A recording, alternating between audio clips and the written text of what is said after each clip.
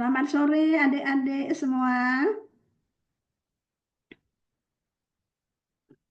Selamat sore, Selamat Ibu. sore. Ya, Selamat sore, kita Ibu.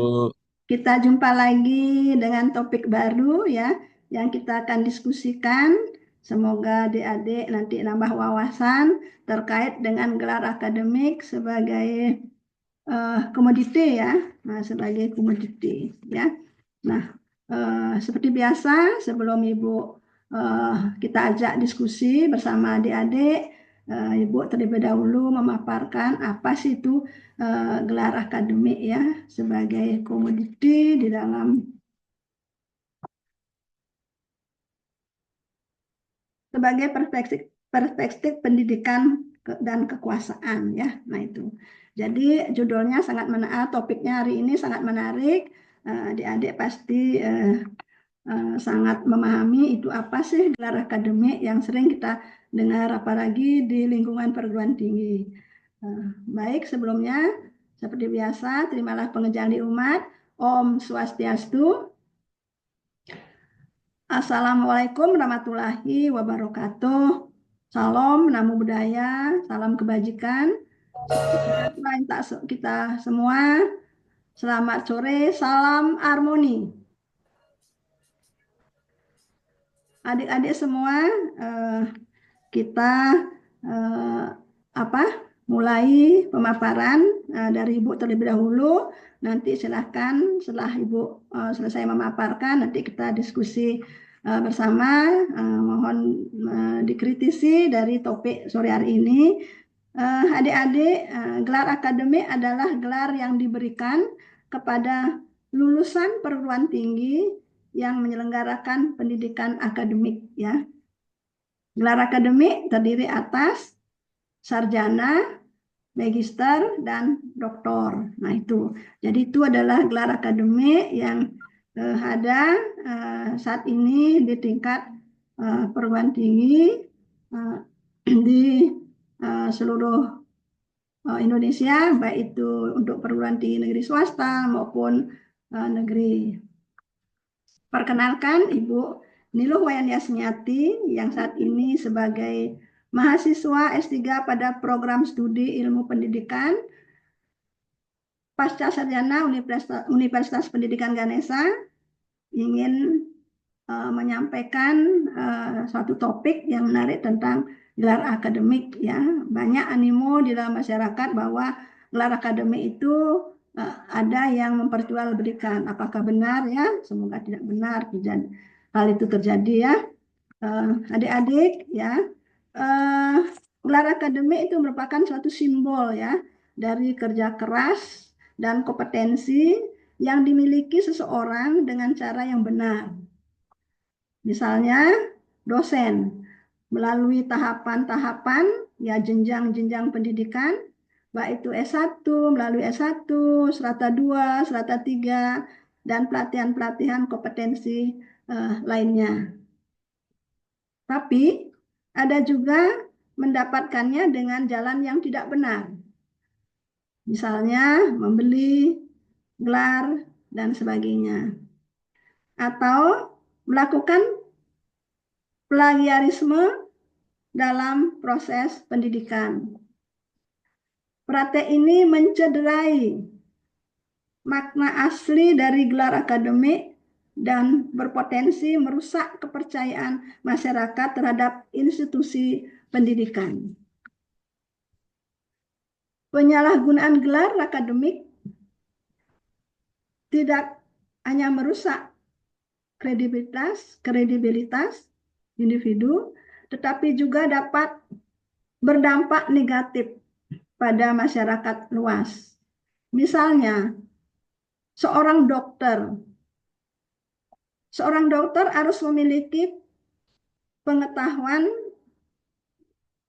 medis yang memadai karena terkait dengan nyawa seseorang, berdampak pada aspek moral, hukum, dan keamanan. Nah, seorang dokter tidak boleh bermain-main terkait dengan kompetensinya, sehingga mereka harus betul-betul mengikuti studi tahapan demi tahapan karena terkait dengan nyawa manusia. Nah, dalam PPT Ibu sudah lengkap Ibu sampaikan, mohon disimak bersama-sama itu terkait dengan kompetensi-kompetensi, bagaimana eh, metodologinya dan bagaimana ilmu pengetahuan lahir dari proses pendidikan. Nah, itu ya mohon dicermati bersama-sama. Ibu lanjutkan. Pendidikan tidak berfungsi sebagai sarana untuk memperoleh ilmu pengetahuan, tetapi juga sebagai alat untuk membangun kekuasaan. Mereka yang memiliki pendidikan tinggi cenderung memiliki akses lebih luas, lebih besar terhadap posisi kepemimpinan dalam masyarakat. Karena pendidikan memberikan legitimasi intelektual yang sering kali menjadi persyaratan untuk memimpin. Kekuasaan yang didasarkan pada pendidikan semuanya digunakan untuk bersama-sama memberikan pendidikan, tidak boleh menjadi alat eksklusif ya, memperkuat dimensi kelompok tertentu, tetapi harus menjadi sarana untuk menciptakan masyarakat yang inklusif, yang adil. Kepemimpinan yang baik tidak hanya membutuhkan gelar akademik, tetapi juga integritas, empati, dan komitmen terhadap kesejahteraan masyarakat. Untuk mencegah penyalahgunaan gelar akademik dan meningkatkan penghargaan terhadap pendidikan, diperlukan upaya kolektif dan dari berbagai pihak, pemerintah, instansi, dan pendidikan termasuk masyarakat. Ya. Pemerintah perlu memperkuat regulasi terkait akreditasi institusi pendidikan dan pemberian gelar akademik. Institusi pendidikan harus menjaga integritas akademik. Masyarakat juga perlu diberikan edukasi mengenai pentingnya nilai-nilai pendidikan yang sebenarnya, yaitu kemampuan untuk berpikir kritis, memecahkan masalah, dan kontribusi bagi kegiatan kebaikan bersama. Gelar seharusnya tidak hanya dilihat sebagai status sosial, tetapi sebagai tanggung jawab untuk menggunakan pengetahuan demi kepentingan masyarakat. Gelar ini tidak hanya mencerminkan pencapaian individu, tetapi juga menjadi alat untuk membangun legitimasi dan pengaruh masyarakat. Oleh karena itu, diperlukan upaya bersama untuk menjaga integritas akademik dan mempromosikan nilai-nilai pendidikan yang sejati. Nah, demikian pemaparan Ibu sore hari ini. Semoga dari PPT yang Ibu tayangkan dan pemaparan Ibu menambah wawasan adik-adik dan bisa mengkritisi ya terkait dengan keberadaan gelar akademik sebagai sebuah komoditi perspektif pendidikan dan kekuasaan. Apakah benar seperti itu? Ya, silakan adik-adik mengkritisi apa yang sebenarnya yang harus dilakukan dan menjaga gelar akademik itu sebagai penghargaan kepada individu yang memang melalui pendidikan yang benar, melalui tahapan-tahapan pendidikan yang benar sesuai dengan kompetensinya. Silakan adik-adik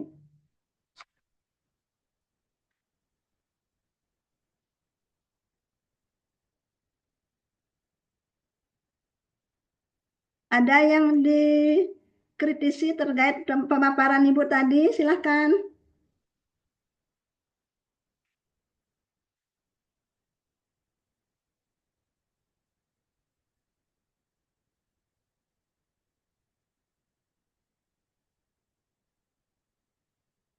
Adik-adik yang ada di room ini, adakah yang mengkritisi dari pemaparan Ibu?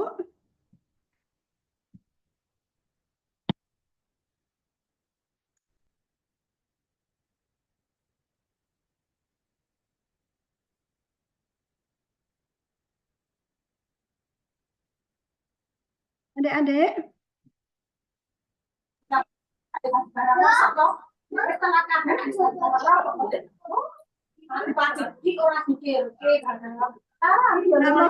mohon di mute ya, mohon di mute, mohon di mute. Adakah adik-adik mendiskusikan pemaparan Ibu sore hari ini?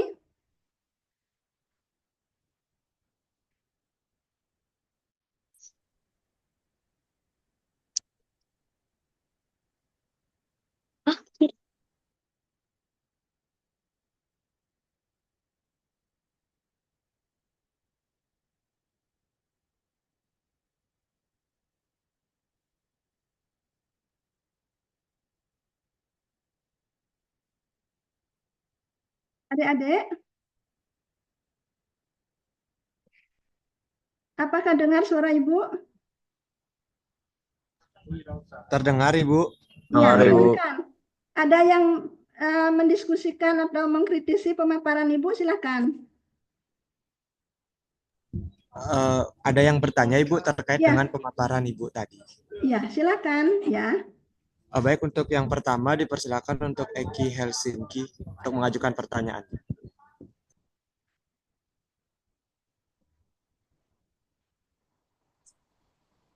Baik, perkenalkan Ibu. Sebelumnya perkenalkan nama saya Iki Helsinki. Ya, silakan. Saya izin menanya mengenai apa yang sudah dijelaskan tadi. Apakah hal tersebut menciptakan kesenjangan antara pendidikan sebagai investasi ekonomi dan pendidikan sebagai hak dasar manusia? Ya, silakan. Ini adakah dengan ada pendidikan ada kesenjangan ya di bidang ekonomi dan lainnya terkait dengan apa yang Ibu paparkan tadi? Ada yang menanggapi?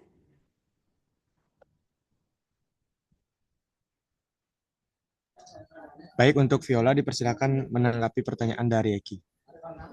Baik, izin menanggapi dari pertanyaannya Eki, Bu. Perkenalkan, nama saya Viola Romasi Sitorus. Menurut saya, kesenjangan itu timbul karena pendidikan sebagai komoditas cenderung melayani kepentingan ekonomi. Sementara pendidikan sebagai hak dasar menekankan keadilan sosial. Jadi, untuk mengurangi kesenjangan ini, perlu adanya kebijakan yang memastikan akses pendidikan berkualitas bagi semua orang. Itu juga terlepas dari kemampuan finansial mereka. Juga menurut saya, solusinya itu dengan cara mencari keseimbangan antara kedua pendekatan ini, yang dimana pendidikan harus dipandang sebagai sarana untuk mendukung pertumbuhan ekonomi, juga sekaligus sebagai hak fundamental yang berkontribusi pada keadilan sosial dan kemanusiaan. Begitu, Ibu. Terima kasih ya. Pertanyaannya sangat kritis, juga jawabannya juga cerdas ya menjawabnya ya. Ada lagi sebelum nanti Ibu memberikan ini tanggapan juga terakhir, silakan. Ada lagi yang mendiskusikan? Untuk selanjutnya ada Ebenta, Ibu, yang akan mengajukan pertanyaan. Oh, ada lagi ya, silakan. Untuk Eben dipersilakan. Baik, terima kasih atas waktunya, Korti. Izin bertanya, Bu. Silakan. Saya ingin bertanya dari sudut pandang Ibu, bagaimana Ibu memandang hubungan antara pendidikan tinggi dan kemampuan individu untuk memberikan kontribusi signifikan dalam masyarakat, terutama dalam mengatasi masalah-masalah kompleks, Bu. Ya. Silakan. Ada yang menanggapi sebelum Ibu?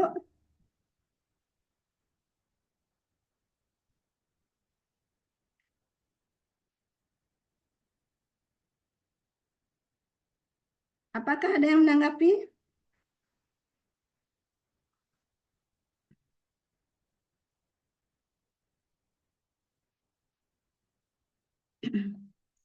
Adakah yang menanggapi? Ibu berikan kesempatan dulu.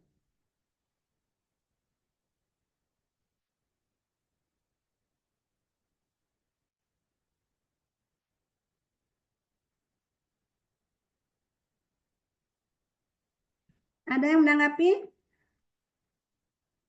Baik, ya.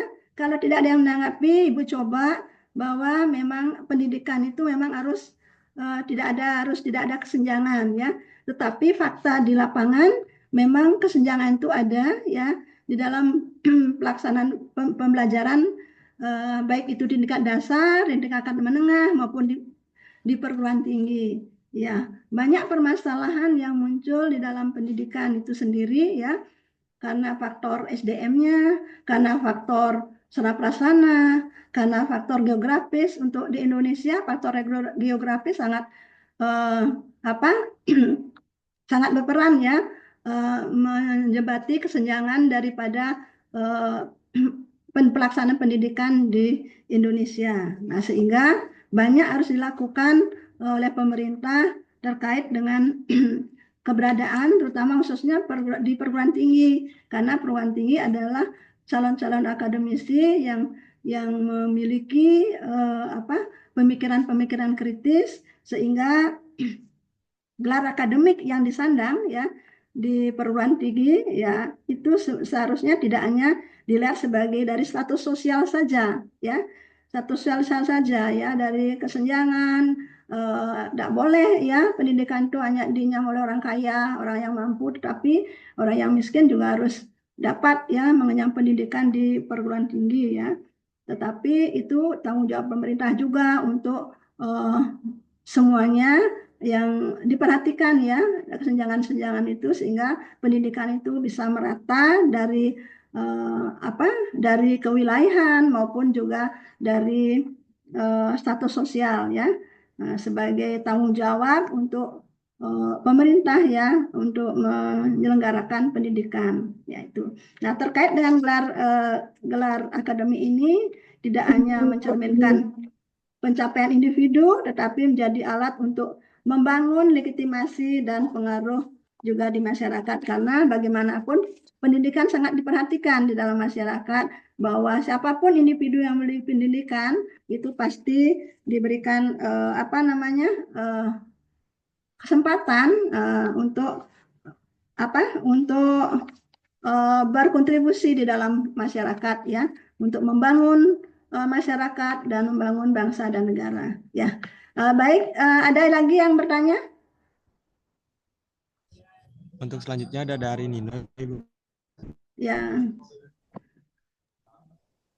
Untuk ada? Ya. Ya, Ibu. Baik, saya izin bertanya. Ya. Mengenai artikel tersebut, kita membahas tentang gelar akademik dan ternyata sebenarnya kasusnya yaitu komodifikasi gelar akademik. Bagaimana Anda mendefinisikan hubungan antara gelar akademik dan kekuasaan dalam konteks masyarakat saat ini, serta apa dampak dan apa solusi efektif dari komodifikasi gelar terhadap nilai pendidikan itu sendiri? Siapa yang bisa menanggapi? Silakan. Ini pertanyaan yang bagus dan kritis sekali. Silakan. Yang menanggapi dari Izin menjawab, Ibu. Ya, Perkenalkan, nama saya Silputayu Pramidewi. Izin menjawab pertanyaan dari Nino. Jadi hubungan gelar akademik dan kekuasaan dalam masyarakat saat ini itu gelar akademik itu sering dianggap sebagai simbol status dan kekuasaan. Jadi memiliki gelar tinggi seperti sarjana atau magister bisa membuka banyak peluang kerja dan meningkatkan gaji. Namun gelar tidak selalu mencerminkan kualitas pendidikan yang sebenarnya. Bahkan saat ini itu banyak kasus gelar menjadi alat untuk mendapatkan posisi yang lebih baik dalam masyarakat. Mengenai komodifikasi gelar. Nah, seperti yang kita ketahui, komodifikasi gelar itu kan eh, di gelar akademi itu diperlakukan seperti barang dagangan yang bisa dibeli.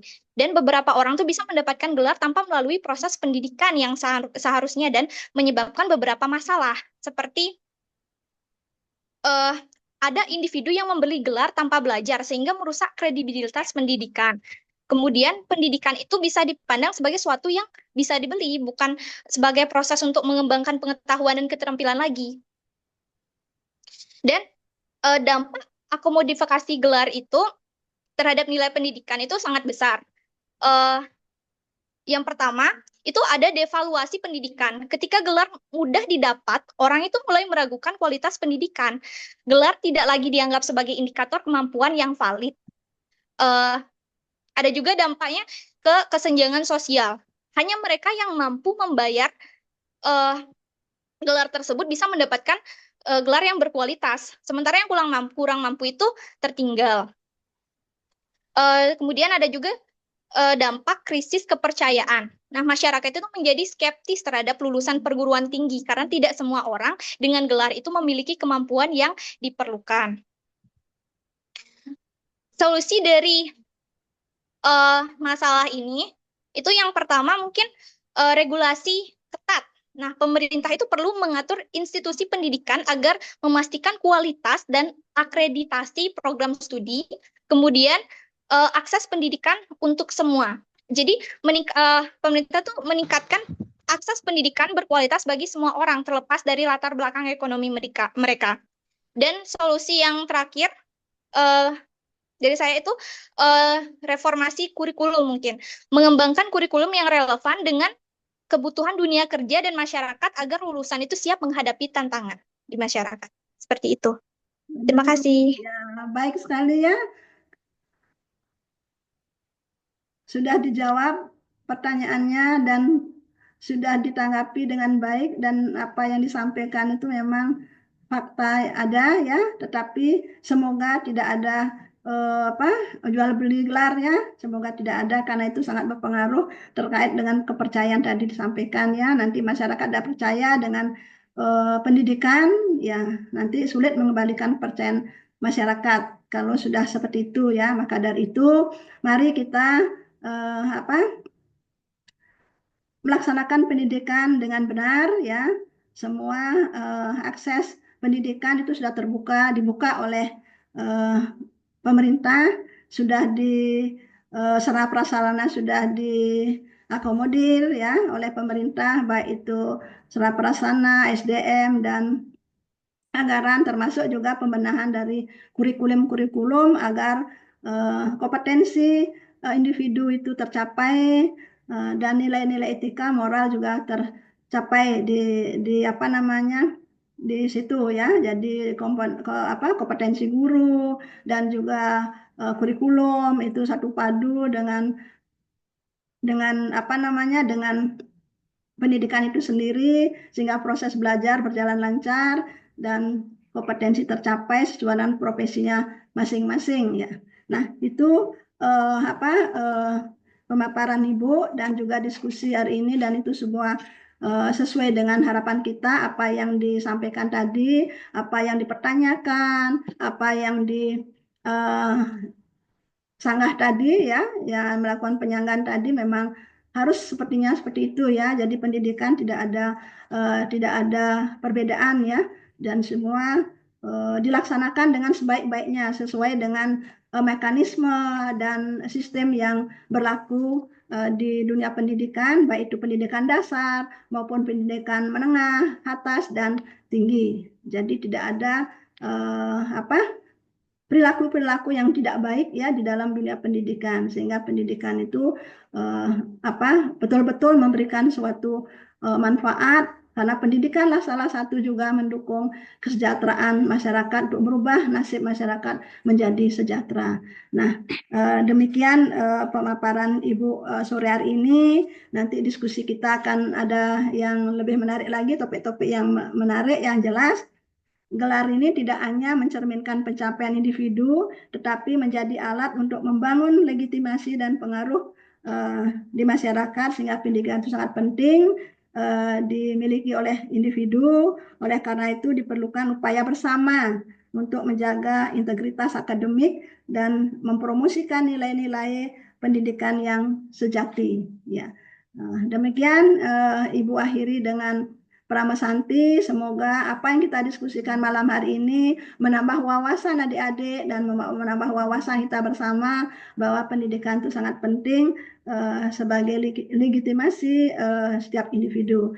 Ibu akhiri dengan Pramesanti. Om Santi Santi Santi Om. Assalamualaikum warahmatullahi wabarakatuh. Selamat sore. Semoga kita diberikan kesehatan. Ibu mohon izin lab ya untuk teman-teman yang ada di room ini, dan Ibu juga lab. Terima kasih atas kehadirannya. Terima kasih, Bu. Ibu, Terima terima kasih, kasih. Bu. Ibu, terima kasih.